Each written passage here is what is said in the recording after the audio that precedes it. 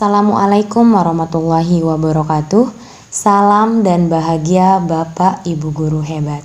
Baik, pada kesempatan kali ini kami dari kelompok 4 akan menjelaskan hasil diskusi kami terkait problematika dan evaluasi implementasi Understanding by Design. Sebelumnya saya perkenalkan anggota kelompok 4. Yang pertama ada Sri Haryati Rohayu sebagai stakeholder, dan saya Mulia Rahmawati sebagai kepala sekolah, dan Farah Hulwani Lalajunti sebagai wakil kepala sekolah bagian kurikulum, dan Jusman Riyadi sebagai guru, serta Titin Mardiana sebagai peserta didik.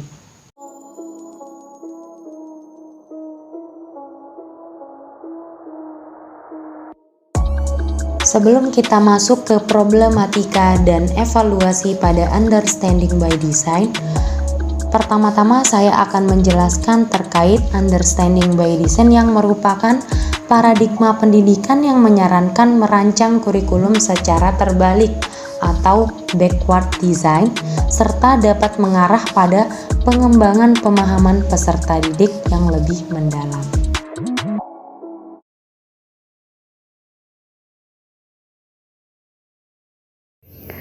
Problematika penerapan UBD dalam sudut pandang stakeholder. Stakeholder dalam lembaga pendidikan adalah orang-orang atau badan yang berkepentingan langsung atau tidak langsung terhadap kegiatan pendidikan di sekolah. Stakeholder menjadi pemegang sekaligus pemberi support terhadap pendidikan atau lembaga pendidikan. Badan yang berkepentingan langsung dalam pendidikan di Indonesia yaitu yang pertama Kementerian Pendidikan, Dinas Pendidikan, orang tua atau wali murid, dan masyarakat. Problematika dan solusi stakeholder dalam penerapan UBD pada kurikulum di Indonesia. Yang pertama, bagi Kementerian Pendidikan. Tantangan bagi Kementerian Pendidikan, jika pemerintah menerapkan kurikulum dengan kerangka UBD, maka akan membutuhkan waktu untuk mengenalkan dan mengimplementasikan UBD ke setiap sekolah yang ada. Solusinya bisa dengan mengadakan pertemuan dengan dinas-dinas pendidikan antar provinsi terkait penerapannya, mengadakan pelatihan dengan berkoordinasi antara pemerintahan pusat dan daerah, serta melakukan pengawasan dalam penerapannya bagi guru dengan bantuan pengawas dari provinsi masing-masing. Yang kedua, bagi dinas pendidikan. Sarana dan prasarana sekolah untuk menunjang pembelajaran kurang, serta tidak meratanya ketersediaan guru, terutama guru yang paham dengan implementasi UBD dalam kurikulum menjadi problematika. Nah, solusinya, Dinas Pendidikan melakukan survei dan melengkapi sarana dan prasarana sekolah yang mendukung implementasi kurikulum, serta pengadaan program inklusi di sekolah agar terdapat tenaga kependidikan yang mumpuni. Selanjutnya, bagi orang tua atau wali. Secara umum, problematika dari orang tua atau wali belum mengetahui secara detail implikasi UBD. Selain itu, terdapat perbedaan perspektif penerapan UBD serta masih terdapat orang tua atau wali yang tidak mengikuti perkembangan pendidikan di Indonesia. Solusinya, perlu adanya sosialisasi kepada orang tua atau wali mengenai implementasi UBD guna mendukung keterlaksanaan program pendidikan dan proses pembelajaran yang lebih baik. Dan yang terakhir, bagi masyarakat, problematika yang secara umum yaitu belum semua masyarakat ikut dalam membangun dan melaksanakan program kependidikan. Solusinya, perlu adanya kegiatan pendidikan yang melibatkan masyarakat secara aktif guna mendukung program pendidikan.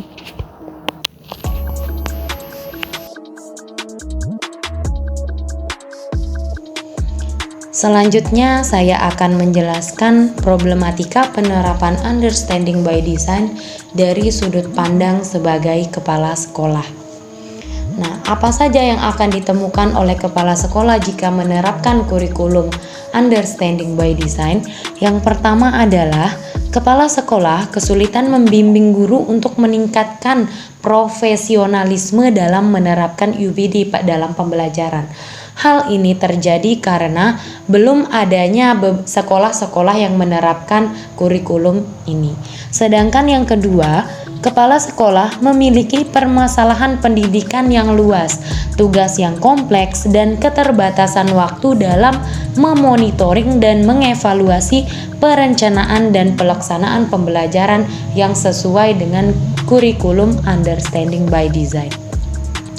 Dan yang ketiga, kepala sekolah kurang mampu memaksimalkan dalam mengikut sertakan guru-guru untuk mengikuti pelatihan atau workshop. Dan yang keempat, kepala sekolah belum mampu memberikan sepenuhnya waktu untuk memonitoring pelatihan kepada pendidik. Dari masalah-masalah tersebut, solusi yang bisa dilaksanakan oleh kepala sekolah adalah yang pertama, kepala sekolah dapat berkolaborasi dengan guru dalam menyusun rencana program untuk sekolah dengan melakukan pelatihan atau sosialisasi mengenai pengembangan dan penerapan peningkatan mutu, terutama terkait dengan implementasi Understanding by Design dengan menggunakan praktisi atau dinas. Yang kedua, kepala sekolah dapat membuat rencana kerja sekolah atau RKS, salah satunya dengan menghadirkan praktisi yang memberikan sosialisasi mengenai pengembangan kurikulum Understanding by Design. Sedangkan yang ketiga, kepala sekolah membuat tim dan jadwal untuk memonitoring dan mengevaluasi guru agar semua tugas berjalan dan kompetensi guru dapat berkembang dengan baik. Selanjutnya, kepala sekolah dapat membentuk tim pengembangan kurikulum untuk menentukan dan merancang kurikulum dengan pendekatan Understanding by Design dan melibatkan guru untuk melaksanakannya secara bersama. Selanjutnya, memfasilitasi guru untuk mengikuti pelatihan dan juga memberikan pendampingan dalam mengimplementasikan pembelajaran berbasis UBD. Dan yang terakhir, kepala sekolah memberikan arahan pada guru untuk saling membantu dan bekerja sama serta berkolaborasi dalam menyusun modul ajar dan menyusun strategi-strategi pembelajaran yang sesuai dengan kurikulum UBD. Berikut problematika penerapan UBD dari sudut pandang sebagai wakil kepala sekolah bidang kurikulum. Di sini terdapat 3 problematika. Yang pertama, tidak semua sekolah menggunakan UBD sehingga kurangnya referensi bagi wakakurikulum untuk menyediakan pelatihan-pelatihan bagi guru terkait kegiatan maupun evaluasi dalam kurikulum UBD tersebut untuk meningkatkan kualitas pembelajaran.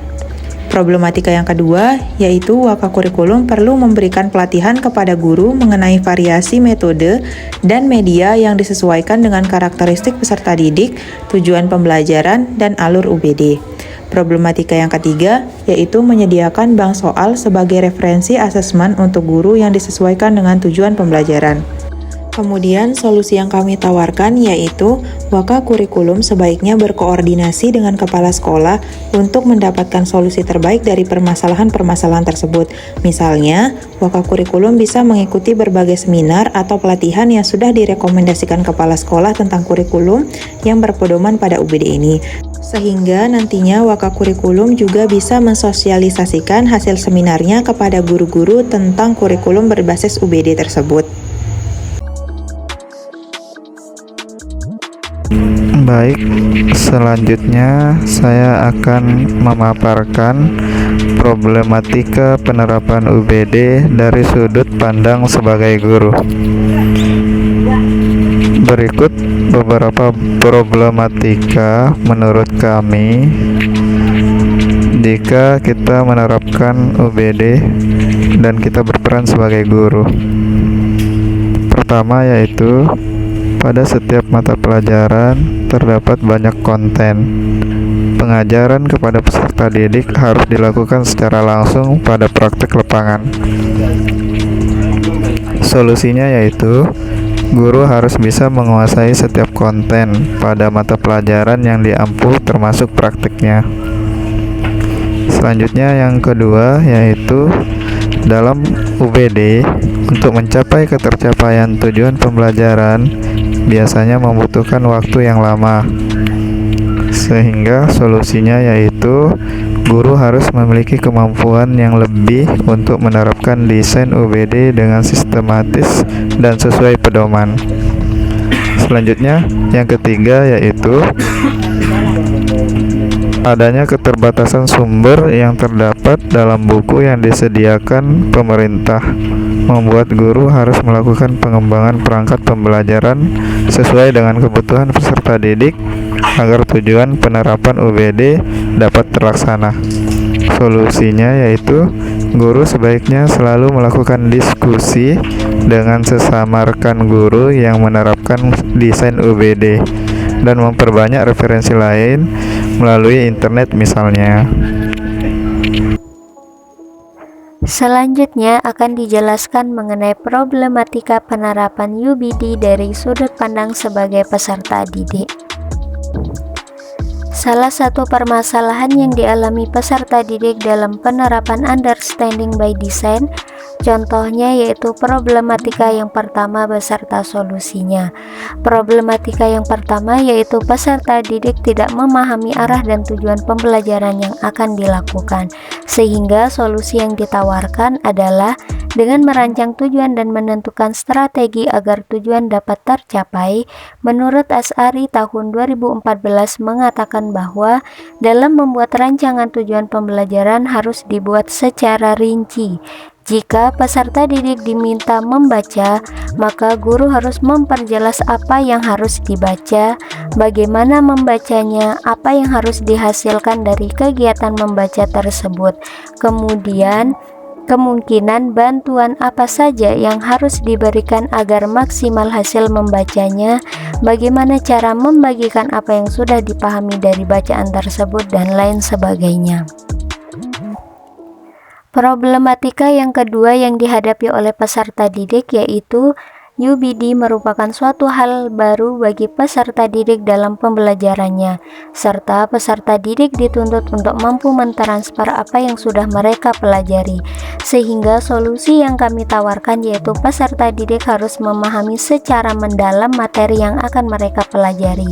Guru terlebih dahulu harus mengarahkan peserta didik untuk belajar secara mandiri terlebih dahulu. Selanjutnya, problematika yang ketiga atau problematika yang terakhir yang dihadapi peserta didik yaitu buku teks dan standar isi tidak selalu secara eksplisit menyoroti konsep kunci yang harus dipelajari peserta didik. Jadi, buku teks di sini yaitu belum mendukung peserta didik jika kurikulum menggunakan kerangka UBD. Sehingga solusi yang kami tawarkan yaitu karena keterbatasan sumber yang terdapat dalam buku teks yang disediakan oleh pemerintah untuk sekolah, guru harus mampu mengembangkan perangkat pembelajaran yang lebih sesuai dengan kebutuhan peserta didik. Hal tersebut dikarenakan agar dapat mendukung penerapan kurikulum menggunakan kerangka UBD. Itulah beberapa problematika yang dihadapi oleh beberapa pihak terkait atau terdampak terhadap pembelajaran UBD yang akan diterapkan di balik kelebihan dari permasalahan UBD yang ada di Indonesia. Tentu terdapat beberapa kekurangan serta problematika yang dihadapi oleh pihak-pihak yang terkait. Itulah penjelasan dari kelompok kami. Terima kasih. Wassalamualaikum warahmatullahi wabarakatuh.